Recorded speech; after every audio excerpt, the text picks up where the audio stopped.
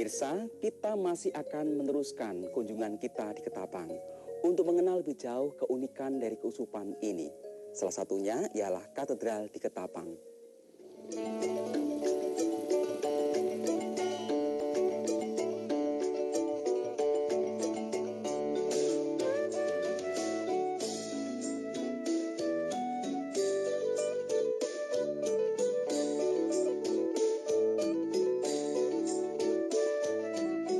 Saya mau gereja ini pertama rumah Tuhan, dan setiap orang yang masuk merasakan Tuhan hadir.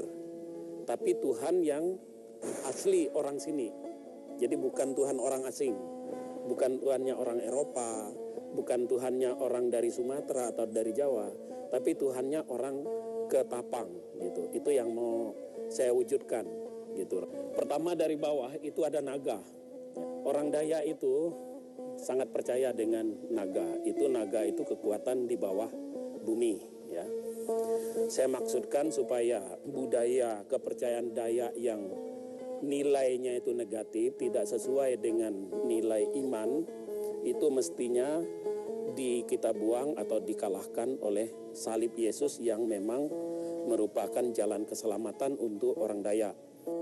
Tetapi ketika hawa nafsu, kejahatan, pengrusakan itu muncul, maka itulah yang mau saya lukiskan dalam alam orang Dayak itu yang kasar, yang serakah, bermulut jahat. Nah itu ada di tingkat kedua itu, dengan mata besar gitu. Nah itulah yang membuat manusia dengan manusia tidak lagi harmonis, manusia dengan alam tidak lagi harmonis, karena kekuatan jahat itu juga. Dan kekuatan jahat ini seringkali juga ditopang dengan kepercayaan lama, ya. Kepercayaan lama yang sering disimbolkan dengan hantu. Jadi antara hantu dan Tuhan bagi orang Dayak tradisional itu hampir tidak ada bedanya. Dan di sini saya mau menekankan ada bedanya itu. Makanya nanti mulai ke atas itu ada malaikat. Malaikat ini kan pelayan Allah. Ini menurut konsep saya malaikat ini pelayan Allah. Dan malaikat ini anak-anak Dayak. Jadi bukan bermuka atau berpostur orang Barat, tapi betul-betul orang Dayak apa adanya, ya. Kemudian salib ini Yesus adalah Yesus yang Dayak, ya. Maka Yesus yang tersalib ini saya kasih cawat. Aslinya cawat Kepua, pakaian khas Dayak. Dan cawatnya ini yang membuka hanya pastor. Tidak boleh perempuan dan tidak boleh awam yang tidak terhormat. Nah untuk orang Dayak, kulit emang besi ini memang dipakai untuk bahan bangunan. Bisa untuk lantai, bisa untuk dinding. Nah saya mau mengambil itu, mau mengingatkan kepada generasi Dayak yang kesekian nanti ketika mereka tidak lagi melihat kayu ini karena sudah punah. Mereka akan bertanya, ini kayu apa? Nah gereja ini bisa bercerita. Ini kayu mang besi yang dulu menjadi bahan bangunan rumah orang Dayak. Nah, lalu kemudian di bagian ornamen bagian kanan ini perjanjian lama. Manusia jatuh dalam dosa. Adam dan Hawa dan pengusiran dari Taman Eden. Kemudian bagian atasnya itu saya ambil dari Injil Lukas, ya. Allah yang baik hati. Nah, ya anak bungsu yang hilang. Jadi seberat apapun dosa Adam dan Hawa, biarpun sudah dibuang ke dunia, biarpun kita ini bersalah begitu besar, tetapi kasih Allah itu jauh lebih besar dari kesalahan yang kita buat. Nah, oleh sebab itu maka orang kalau masuk gereja ini jangan takut kalau kita sudah berdosa.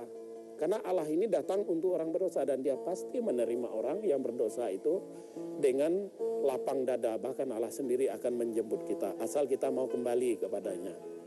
Bagian yang atasnya saya ambil Kidung Agung, mempelai pria dan wanita.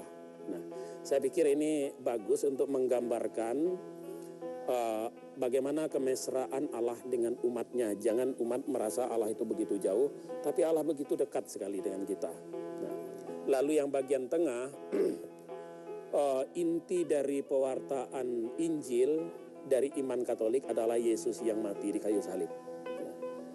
Nah, Yesus yang mati di kayu salib dimulai dengan perjamuan malam terakhir dengan para rasul. Maka bagian tengahnya itu saya kasih perjamuan malam terakhir, di atasnya itu Yesus mengorbankan dirinya di atas kayu salib. Itu merupakan pusat dari kehidupan orang Katolik, ya. Kurban itu. Di bawahnya itu ada Yesus yang lahir disembah oleh semua bangsa. Kemudian bagian paling atas itu Tritunggal Maha Kudus, Allah Bapa, Putra, dan Roh Kudus. Yang paling atas lagi itu Yesus Raja Semesta Alam. Ini ada seperti yang ini adalah motif Cina. Nah, kenapa saya pasang motif Cina? Gereja Keuskupan Ketapang ini diwartakan oleh 5 keluarga Tiongkok. Jadi tidak dimulai oleh misionaris. Tapi mereka yang memulai kepada orang Dayak. Mereka mendatangkan Pastor Kapusin dari Pontianak. Makanya di tengah ini baru muncul ornamen Cina dan Dayak.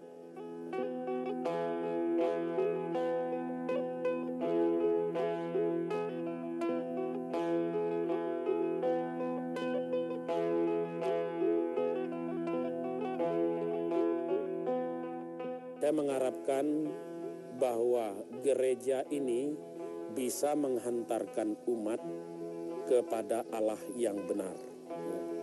Jadi iman yang mengakar kepada budaya lokal, terutama budaya Dayak, karena mayoritas di sini Dayak, dan orang Dayak ini betul-betul menjadi seorang Katolik yang baik, Katolik yang beriman.